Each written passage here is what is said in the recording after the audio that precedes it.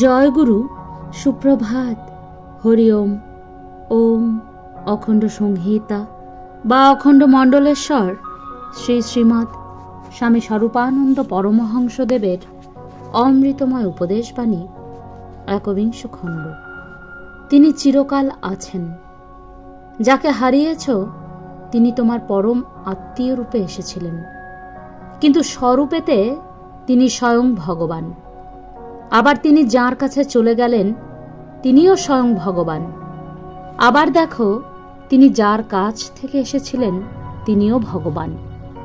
তিনি যার কাছে বা যাদের কাছে এসেছিলেন তিনি বা তাঁরাও ভগবান।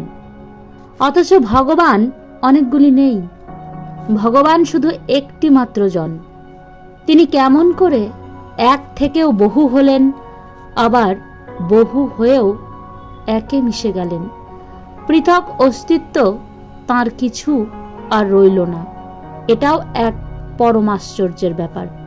একটু ভেবে দেখো, তাহলেই অত ঘন ঘন আর কান্না পাবে না। যিনি চলে গেছেন তিনি যেমন চলে গেছেন, তেমন আবার তোমার মধ্যে রয়েও গেছেন। যার বিরহে অত জ্বালা, তিনি তোমার সাথে নিত্য মিলনে শাশ্বতভাবে যুক্ত। তিনি চলে গিয়েও তোমাতে রয়ে গিয়েছেন। তিনি ফিরে না এসেও তোমাতেই আছেন।